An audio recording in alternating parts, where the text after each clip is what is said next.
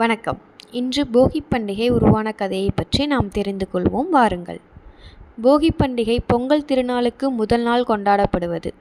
இது இந்திரனை வழிபட்டு நல்ல மழை மற்றும் செல்வ வளத்தை பெறுவதற்கும், வீட்டில் உள்ள பழைய பொருட்கள் மற்றும் மனதில் உள்ள தீய எண்ணங்களை தூக்கி எறிய வேண்டும் என்பதற்காகவும் கொண்டாடப்படும் நாள்.